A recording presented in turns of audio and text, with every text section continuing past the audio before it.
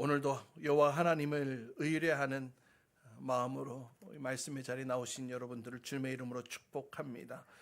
이 오늘 말씀의 내용들을 우리가 읽으면서도 동일하게 느끼셨겠지만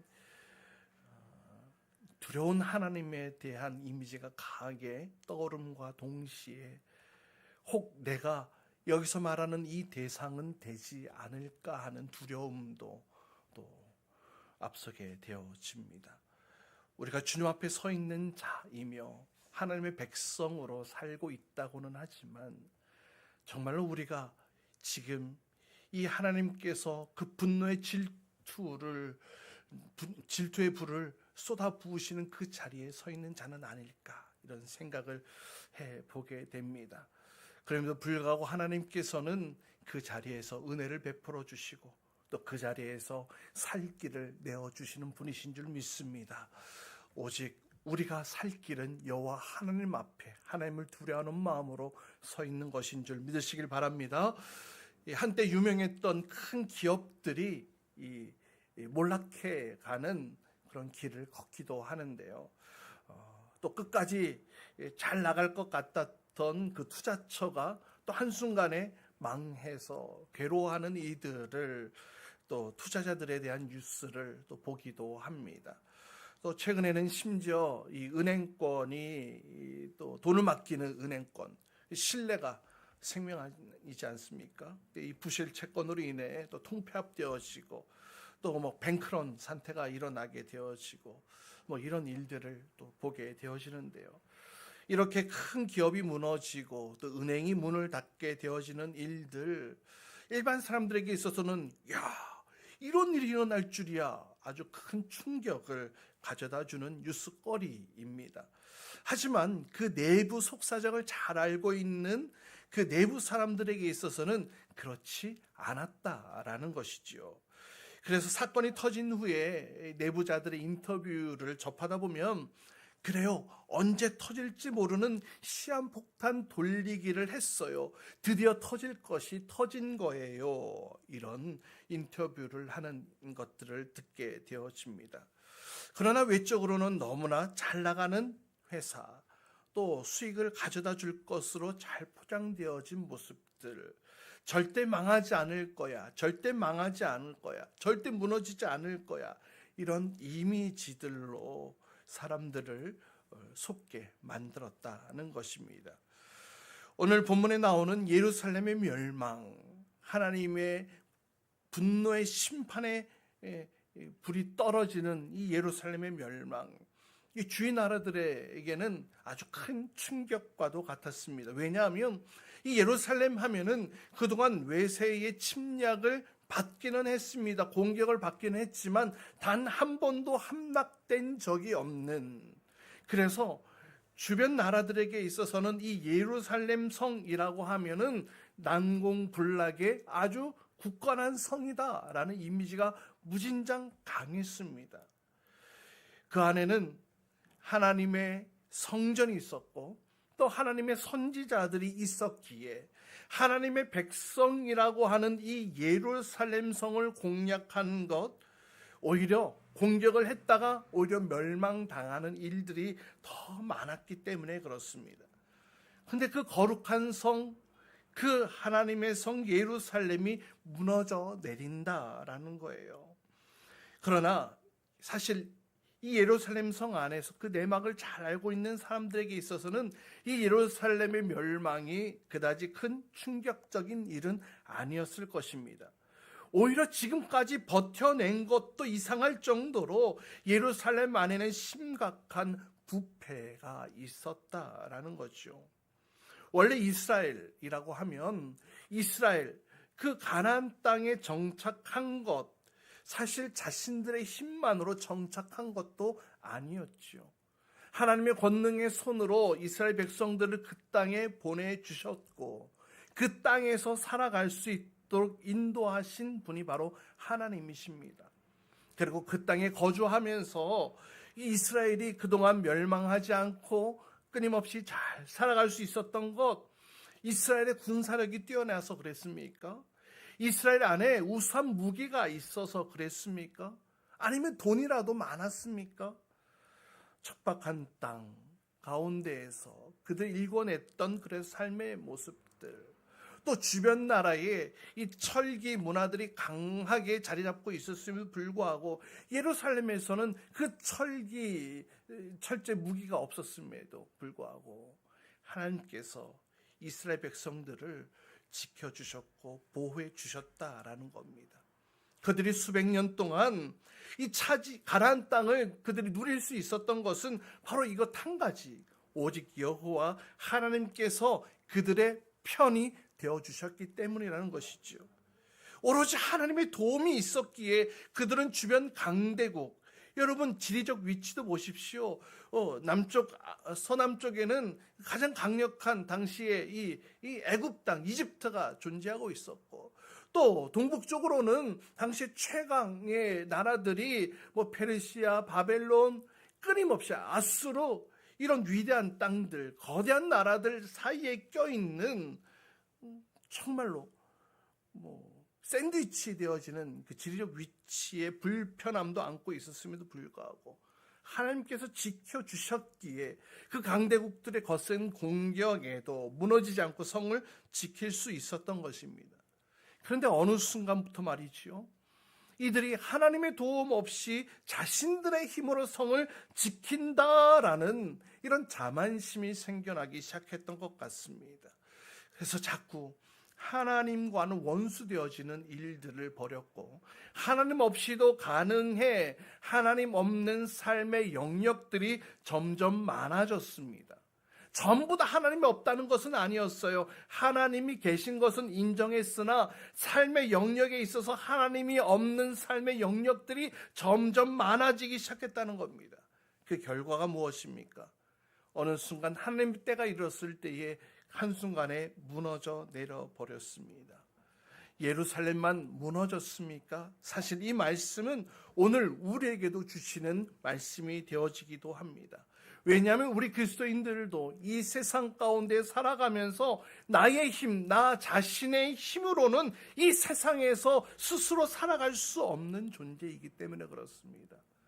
매일매일 매 순간마다 하나님의 보호하심과 하나님의 인도하심이 있지 않고서는 살아갈 수 없는 연약한 존재이기 때문에 그래요.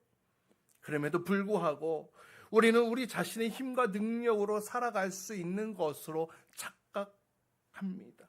그러면서 우리의 삶의 영역 속에 점점 하나님의 영역이 사라져 가고 있는 것을 보게 됩니다. 자, 그렇다면 어떻게 되어질까요? 우리는 이미 그 결과를 성경에서 보고 있습니다.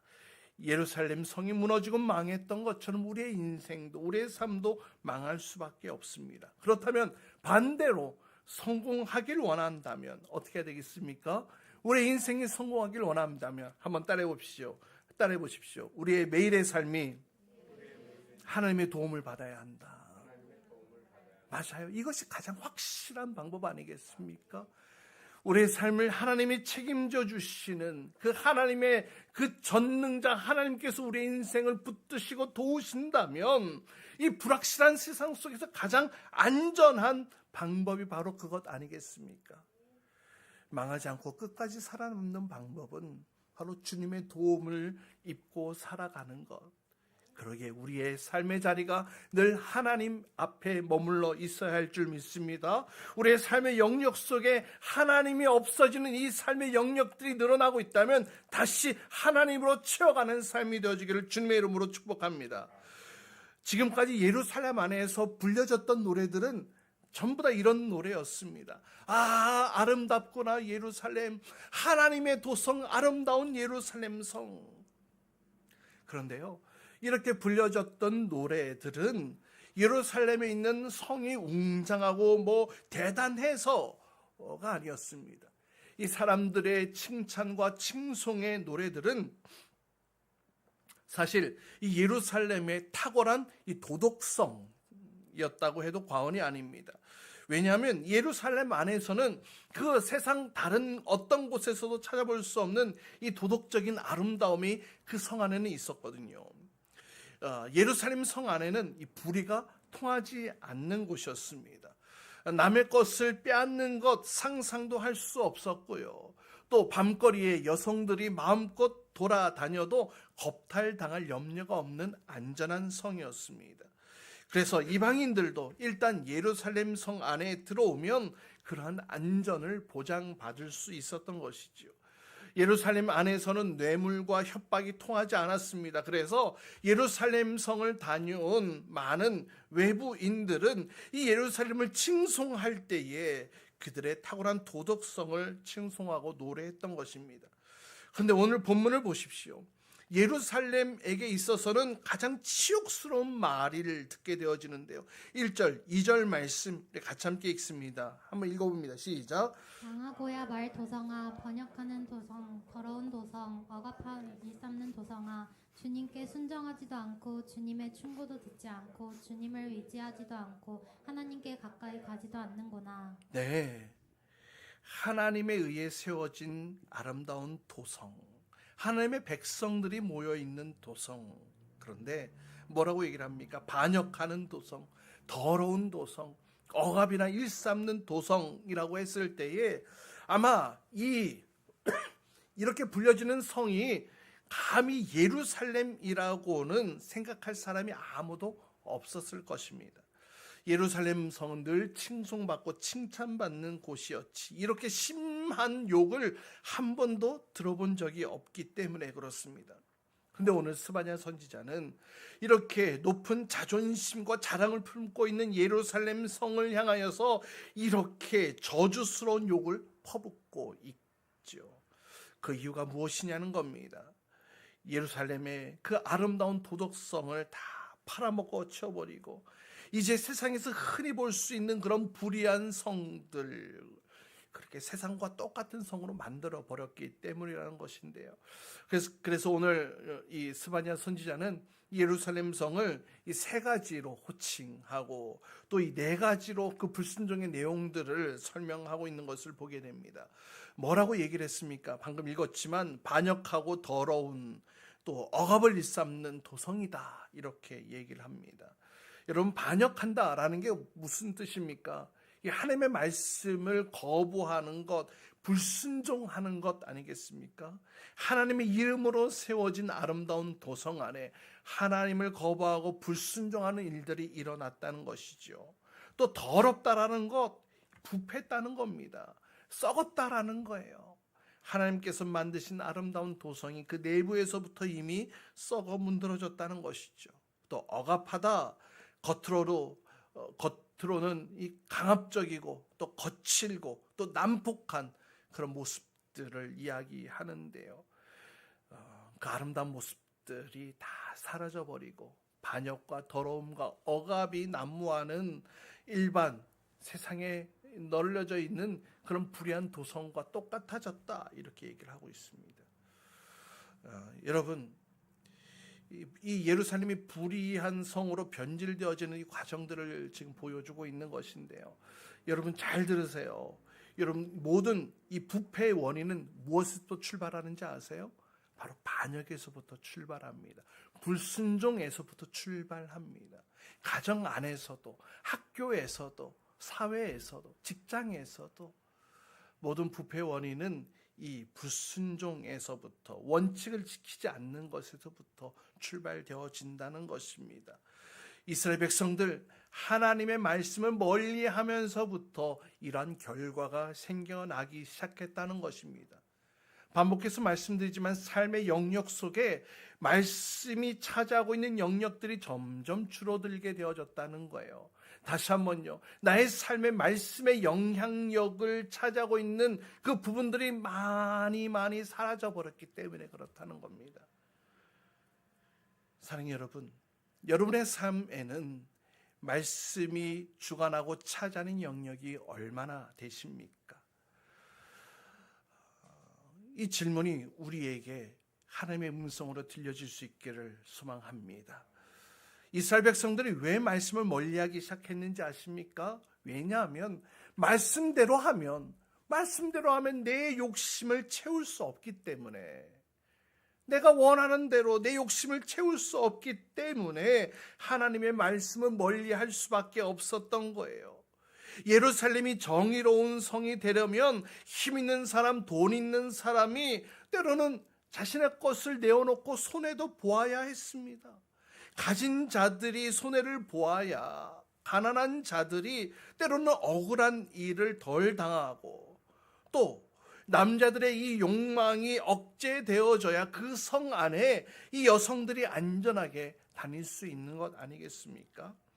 그런데 예루살렘 안에 있는 권력자들, 이 부자들이 말씀을 멀리하기 시작하면서부터 마음이 옹졸해지고 더 큰 것을 바라보지 못하고 이 작은 손해를 아까워하기 시작하면서 점점 말씀을 멀리하기 시작합니다.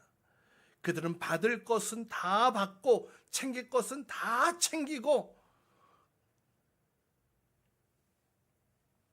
예루살렘의 밤거리는 더 이상 안심하고 다닐 수 없는 그런 포악한 곳으로 변질되어지고 만 것입니다. 예루살렘에 변질되어지는 이 과정들, 말씀을 멀리하면서부터 그들은 작은 이익에 집착하게 되어졌고, 더불어서 내 것 다 챙길 거야 라는 이 연쇄 반응들이 온 백성에게 퍼지면서 위에서부터 아래까지, 지도자에서부터 하층민까지 성 전체가 다 사랑이 사라져 버렸다라는 겁니다. 여러분, 예루살렘 땅이 어떠한 땅인지 아십니까? 우리 아이들 이번 주 룻기 이야기 말씀을 함께 나누었지만, 나오미가 힘들고 어렵고 이 땅에서 쫄딱 망해가지고 모압 땅으로 갔다가 거기서 남편 잃고 자녀들 다 잃고 처량한 모습으로 다시 그 고향 땅으로 돌아오게 되지 않습니까? 그때의 나오미가, 나는 나오미가 아닙니다. 나는 마라입니다. 이 나오미가 기쁨이란 뜻이거든요. 마라는 슬픔이란 뜻이고요. 괴로움이란 뜻이고요. 나는 더 이상 나에게 나오미라고 부르지 마십시오. 나는 슬픈 사람이, 괴로운 사람입니다. 그때에 이 예루살렘 공동체가, 이스라엘 공동체가 어떻게 했습니까? 더 이상 그를 말하라고 그렇게 부르는 사람이 한 사람도 없었어요. 나오미라고 부르고 그 가족들을 품어주고 사랑해주고 그 공동체가 품어줬던 것들을 보게 됩니다. 이방 여인을 며느리로 데리고 왔음에도 그것을 다 품어주고, 또 그 보아스는 또 그 룻이 또 이삭을 줍는 그 일들에 있어서 더 잘 주울 수 있도록 이삭을 더 떨어뜨려주고, 이런 사랑과 은혜가 풍성했던 곳이 바로 이 이스라엘 땅 공동체 아니었겠습니까? 그런데 그 아름다운 모습들이 다 사라져버리고 다 파괴되어졌습니다. 이 작은 욕심 때문에 그렇습니다. 그리고 이 작은 욕심이 생겨진 이유는 말씀에서 삶의 자리가 점점 멀어졌기 때문에 그렇습니다. 여러분, 이 네덜란드라는 땅은 이 육지가 바다보다 낮잖아요. 그래서 언제든지 이 침수될 수 있는 위험이 있는 나라로 유명합니다. 그래서 이 높은 수위로부터 지켜내기 위해서는 높은 또 뚝도 쌓아야 되지만, 또 물을 채워지는 이 물들을 또 밖으로 퍼내는 일들을 계속해야 한다고 합니다. 마찬가지입니다. 예루살렘도 역시 언제나 이 사람의 욕망으로 침수되어질 위험이 가득한 그런 곳이었습니다. 그렇기 때문에 그들이 살아남으려면 자신의 이 욕망을 끊임없이 밖으로 퍼내야만 했어요. 그런데 그들은 자신의 욕심을 채웁니다. 그러면서 성 전체가 망하게 되어집니다. 아깝기는 하지만 내 욕심을 포기하고 전체 성을 살릴 것이냐, 아니면 그냥 이 성 자체가 무너질 것이냐, 그런 운명의 기로에 서 있었던 것이죠. 그런데 이스라엘 백성들 무엇을 선택합니까? 말씀 듣는 것 귀찮아집니다. 말씀대로 살아가는 것 힘드니까 포기합니다. 세상에 있는 것들이 더 좋습니다. 세상에 있는 것들이 더 화려해 보입니다. 내 안에 들끓어오르는 이 욕망을 주체할 수 없습니다. 그래서 이 욕망을 겉으로 바깥으로 버리는 것이 아니라 계속해서 그 욕망을 내 자신 안에 채워 넣게 되어졌던 것이죠. 빠져나가는 물보다 이 고이는 욕망의 물이 더 많아졌습니다. 그러면 어떻게 됩니까? 침수되어지는 것이죠. 침수되어지는 것 시간 문제입니다. 이 세상에 사는 한 이 더러운 생각이나 또 이 욕망을 완전히 차단할 수는 없습니다. 맞아요. 그렇습니다. 우리 안에 스스로 올라오는 이 욕망들이 있기 때문에 그렇습니다. 그러한 추악한 모습들을 여러분 안 보이게 신문지로 덮어놓는다고 그것이 사라지겠습니까? 눈에 보이지는 않을 수 있겠죠. 잠시 가려질 수 있겠으나 그 더러운 것들의 그 냄새는 숨길 수가 없을 것입니다. 똥 싼 바지 입고 똥은 가릴 수는 있어도 그 냄새는 숨길 수가 없는 것과 마찬가지이지요. 그러나 여러분, 예루살렘 안에는요, 이것을 눈가림 아웅하는 것으로 덮어놓기만 한 것이 아니라 완전히 해결할 수 있는 방법이 그들 안에 사실 있었습니다. 무엇이었습니까? 예루살렘 안에는 이 더러운 오물을 정화시키는 성전이 있었어요. 이 아무리 타락하고 부패한 마음이라 할지라도 성전에 나와 하나님 앞에 회개하고 예배드리면 그의 죄악의 문제들이 사라지게 되고 그 냄새마저도 깨끗하게 지울 수 있는 그 하나님의 성전이 그 안에 있었습니다. 그런데 언젠가부터 이들은 오물을 씻어버리는 것이 아니라 오물을 덮어버리기 시작했습니다. 바로 이것이 예루살렘의 멸망의 원인이 되어졌다는 것이죠.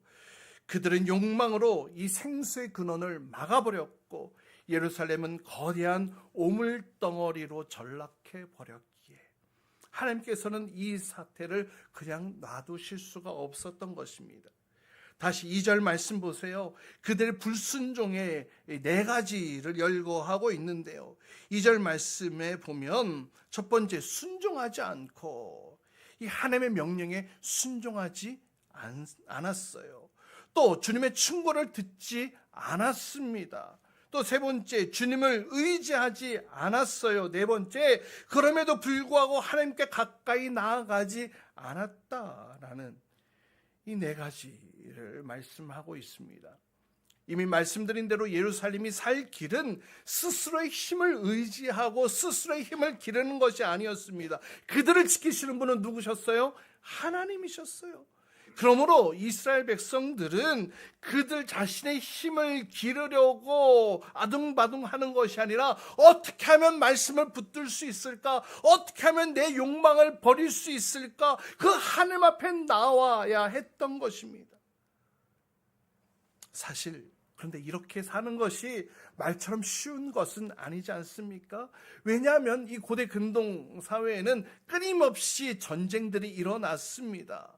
이스라엘 땅이 그 가나안 땅에 정착한 이후에도 주변 정세는 끊임없이 나라와 나라가 바뀌고 전쟁과 전쟁이 일어나는 끊임없는 전쟁의 역사들이 펼쳐졌습니다. 그리고 그 전쟁에서 망하지 않으려면 어떻게 했습니까? 군사력을 기르고 무기를 가지고 있어야 했던 것이죠. 그래서 이스라엘 백성들도 이러다가 우리도 망하는 것 아니야 라면서 군사를 늘리고 무기를 챙겼던 것 같습니다. 그러나 이들이 놓치고 있었던 것이 있습니다. 이들이 모아야 될 것은 군사와 무기가 아니었다는 것이죠. 하나님의 말씀을 마음속에 모아야 했던 것입니다. 그들의 삶 가운데 말씀을 채워 넣어야 했던 것입니다. 그러면 하나님께서 지켜주시겠다고 약속하지 않았습니까? 그러나 그들의 눈은 세상을 향해 있었고 하나님의 말씀보다 더 두려워하는 대상을 세상으로 바라보았던 것입니다. 물론 하나님의 말씀에 순종하면 그럼 적군들이 안 쳐들어옵니까? 그대로 쳐들어오지요. 그러나 망하게는 하시지는 않는 겁니다. 가까스로 겨우 물리치고 성을 지키는 경우도 있을 것입니다.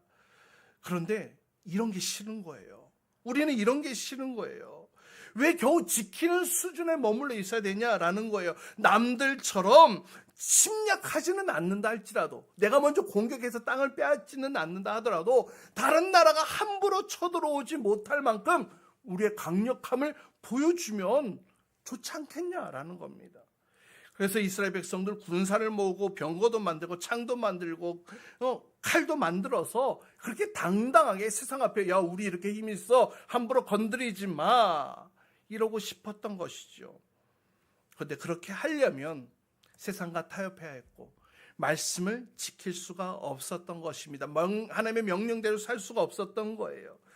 그래서 하나님께서 이스라엘 백성들에게 이렇게 물으시는 거예요. 야, 이 백성들아, 좀 그렇게 살면 어때? 너희에게는 말씀이 있잖아요. 너희에게는 나의 능력이 있잖아. 세상으로 볼 때 조금 약하게 보인들, 그게 무슨 상관이 있어? 내가 너희들 책임져 줄 것인데. 할렐루야. 그런데 이스라엘 백성들 이것만으로는 부족했던 거예요. 제가 신학교 다닐 때에 우리 신학생들 가운데에는 이 형편이 좀 어려운 학우들이 참 많이 있었습니다. 한 친구가 넉넉지 못한 그런 집안 형편과 또 저희가 학교 다닐 때에는 뭐 사례비가 많지 않았습니다. 이 사례비로는 학비는커녕 이 생활비 조달하기도 어려운 그런 상황이었는데요. 그래서 이 친구는 이 등록금 낼 때마다 이 속을 태워가면서 기도하는 거예요. 그러면서 겨우겨우 하나님께서 까마귀처럼 물어다 주시는 걸로 이 사람 저 사람 도움을 받아서 학기를 넘어가고 그렇게 넘어가고 결국 졸업하게 되어졌는데요. 근데 이 친구가 어느 날 울면서 저에게 이렇게 얘기를 하는 거예요. 야, 왜 꼭 이렇게 마음을 졸이면서 힘들고 어렵게 이렇게 가까스로 등록금을 마련해야 되지? 결국에는 하나님께서 다 채워주신 건 맞는데, 그래서 하나님께서 채워주실 것을 내가 아는데, 그렇다면 차라리 그냥 고민 안 하도록, 마음 졸이지 않도록 좀 그냥 한 번에 빡 이렇게 주셔가지고 가슴 졸이지 않고 또 숨이 차오르는 이렇게 힘들게 하시지 않게 하면은 그러면 얼마나 좋겠냐. 나 너무나 그때마다 너무나 힘들었다, 이런 이야기를 했는데요. 한동안 이 문제를 가지고 괴로워하면서 하나님 기도 중에 하나님을 찾고 있었던 이 친구. 그런데 하나님께서 어느 날 기도 중에 이렇게 말씀을 주시더라는 거예요. 야, 그래서 너가 졸업 못했어? 야, 졸업했으면 된 거잖아. 문득 그런 마음이 들더라는 거예요. 그래서 주님께 반문합니다. 주님, 그건 아니죠. 왜 매번 그렇게 마음 졸여가면서 이렇게 힘들게 졸업해야 합니까? 차라리 그냥 저 편하게 그냥 차라리 안 하는 게 낫지 않습니까? 이렇게 반문하면서 이 친구가 믿음의 싸움을 했던 그런 시간들이 있었습니다. 여러분, 사실 이 갈등이 우리의 갈등 아니지 않습니까? 우리의 갈등 동일하지 않습니까? 결국 이 친구는 이 과정을 통해서 물질과 하나님과의 선택에 있어서 온전히 하나님을 선택할 수 있는 훈련의 계기가 되었다고 이후에 말하게 되어졌는데요. 오늘 본문 말씀 다시 한번 보세요. 오늘 본문 3절 4절 말씀 우리 같이 함께 읽습니다. 시작. 그 안에 있는 대신들은 으르렁거리는 사자들이다. 재판관들은 이튿날 아침까지 남기지 않고 먹어치우는 저녁 일이 때다. 예언자들은 거만하여 믿을 수 없는 자들이고 제사장들은 성소나 더럽히며 율법을 범하는 자들이다. 뭐라고 얘기를 합니까? 그 안에 있는 대신들은 으르렁거리는 사자다. 챙겨주고 먹여주고 그런 것이 아니라 모기만 보면 그냥 달려드는 맹수와 같다는 겁니다. 또 재판관은 뭐라고 얘기를 합니까? 이 재판관이 공평한 재판을 하려면 적극적으로 이 연약한 자들의 호소를 들어줘야 됩니다. 그래서 때로는 강한 자들보다 강한 자들 불만, 불평을 듣는다 할지라도 때로는 약한 자의 편에 서기도 해야 합니다. 그런데 야, 법대로 하자, 법대로 하자, 법대로 그러면은요, 힘없는 사람, 연약한 사람들은 당할 수밖에 없고 넘어질 수밖에 없는 그것이 바로 현실이지 않습니까? 그래서 하나님께서 말하시는 진정한 공평과 정의는 무엇일까 했을 때에 저는 이렇게 생각합니다. 하나님께서는 강한 자가 조금 손해보더라도 약한 자를 살피게 하는 것, 이것이 하나님의 공평과 정의가 아닐까, 이런 생각을 해보게 됩니다. 하나님께서 그것들 다 채워주신 거잖아요. 다 하나님께서 채워주신 거잖아요. 하나님께서 주신 것이잖아요. 함께 나누라고 할 때 나누는 것, 그것이 무엇이 불평, 원망이 되겠습니까?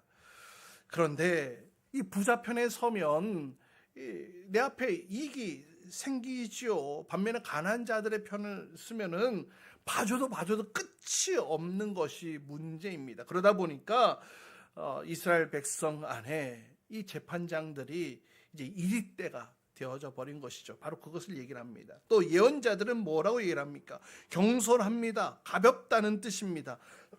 하나님의 말씀을 전달하는 것이 아니라 자신의 생각을 전달하기 시작합니다. 그러니 말에 무게가 있을 리가 없습니다. 권위가 생길 리가 없습니다. 실컷 백성들 듣기 좋은 말만 해주는 모습들 이야기를 합니다. 마지막으로 제사장들, 성소를 깨끗하게 관리해야 될 사람들이지만 성소를 더럽힙니다. 그래서 이 죄를 씻는 제사가 아니라 죄를 덮어둔 채 제물만 챙기는 제사가 이루어졌다는 것입니다. 그러니 제사가 드려지면 드려질수록 성전이 깨끗해지는 게 아니라 더러워지는 결과를 낳게 되어졌다는 것이죠. 이러한 모습들이 예루살렘 땅 안에 일어나고 있었던 것을 고발하고 있습니다. 사실 이스라엘 백성들은 자신의 군사력으로 이 나라가 지켜질 수 있는 것이 아니다라는 사실을 기억해야만 했습니다. 그래서 나의 것을 내려놓고 끝까지 하나님을 의지함으로 그 하나님의 도성을 지켜야 했습니다.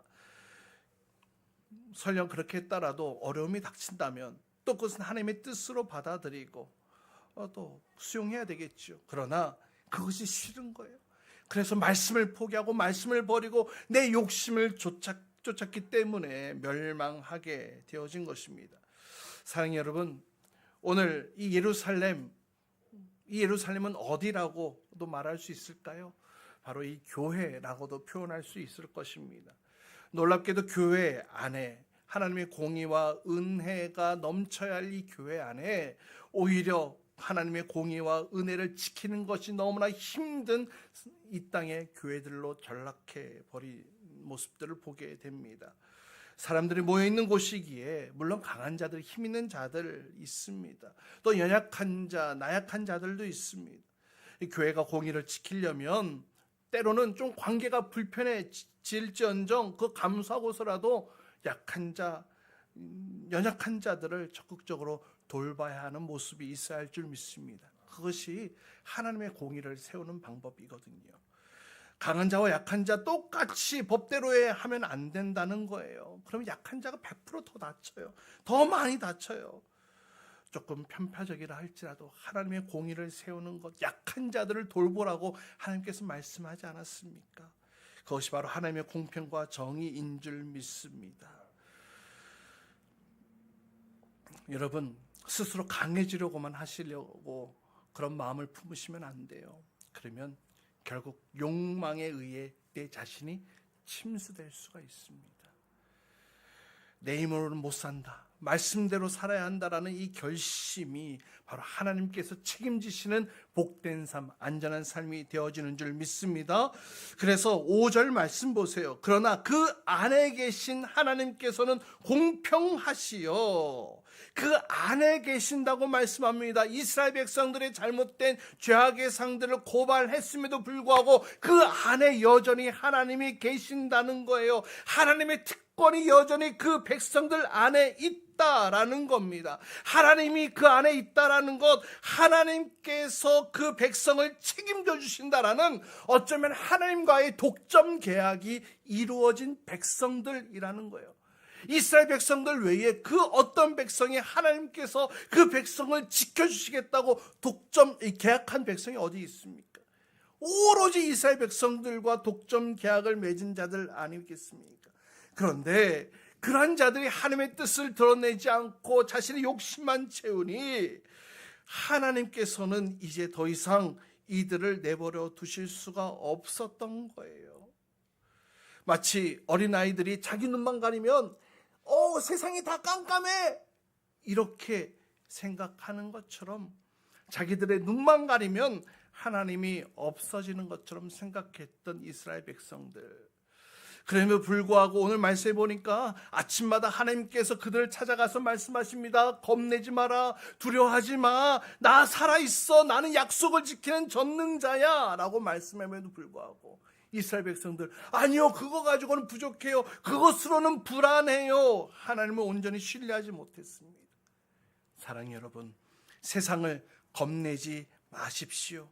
우리는 아침마다 떠오르는 태양을 보면서 하나님이 오늘도 살아서 역사하시는구나 라는 사실을 우리는 아침마다 확인할 수 있지 않습니까? 하나님께서 우리의 삶을 붙들고 계시는 줄 믿으시길 바랍니다. 그 전능자세요. 우리의 전능자 그 하나님이 우리의 인생을 이끌고 계시는 줄 믿습니다. 그런데 이스라엘 백성들 아침마다 떠오르는 태양을 보면서도 그 밝아오른 그 태양빛을 보고 하나님을 바라본 것이 아니라 적의 빛나는 칼과 적의 그 번뜩이는 이 칼과 투구를 바라보면서 두려워했던 것입니다.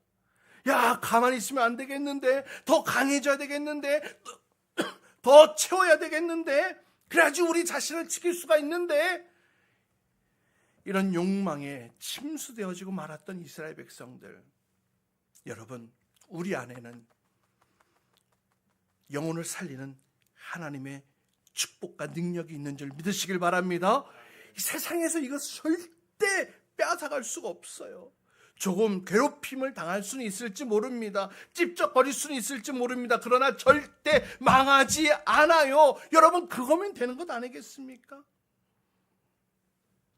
한편으로 저쪽 교회가 빨리 임대가 나가지 않는 모습을 보면서 아깝다. 왜 빨리 안 나가지? 아깝다. 그런 생각이 제 안에도 솔직하게 있었습니다. 그런데 감사하게도 이제 12월 1일 기준으로 해서 이제 새로운 교회가 인수하게 되어졌는데, 제가 이 말씀을 준비하면서 저에게도 주셨던 말씀이에요. 야, 나가면 된 거 아니냐? 나가면 된 거잖아. 제가 감사를 잃어버렸고 주님 앞에 불순종하며 또 원망했던 저의 모습들을 회개하는 시간이 있었습니다. 우리 그리스도인들은요, 믿지 않는 자들과 비교하는 것, 그 굉장히 부끄러운 일임을 아셔야 됩니다. 나는 매일 걸어 다니는데, 쟤는요, 교회도 안 다니는 쟤는, 멋진 차, 예수 안 믿어도 저렇게, 좋은 차 타고 다니네? 이렇게 비교하는 것 너무나 부끄러운 일이에요. 그 사람은 고작 자동차를 몰고 다니지만, 우리는요, 어떤 존재인지 아십니까? 하나님의 그 쉐키나의 구름이 하나님의 말씀의 역사를 이끌고 다니는 성령의 능력을 품고 다니는 주의 백성들 아닙니까? 어떻게 그것과 비교할 수 있겠어요? 6절 말씀 보세요. 유다 백성들의 과거를 회상시킵니다. 내가 문 나라들을 칼로 베었다. 성 모퉁이의 모든 망대들을 부쉈다. 과거에 하나님께서 이스라엘 백성들 가운데에 능력으로 나타나셨던 과거의 일들을 지금 회상케 하고 있어요. 이스라엘 백성들 가나안 땅을 정탐했을 때에 그 땅이 어떠한 땅이었습니까? 적과 꿀이 끓는 엄청난 땅이었지만은 그들 앞에서는 우리는 메뚜기와 같은 존재입니다 라고 고백할 정도로 강하고 강력한 문명을 가진 자들이 그들 앞에 서 있지 않았습니까? 그럼에도 불구하고 이 여호수아의 칼날 앞에 무너졌던 그들, 그 이유가 무엇입니까? 그 가나안 땅 거민들이 힘이 약해서요? 아니요. 하나님께서 이스라엘 백성들과 함께 하셨기 때문에 그들이 승리한 것 아니겠습니까? 아무리 문명이 발달했어도, 생활 수준이 높았어도, 아무리 강력한 무기와 강력한 힘이 있다 할지라도 하나님과 함께하는 백성들 앞에서는 그냥 무너지고 만다는 거예요.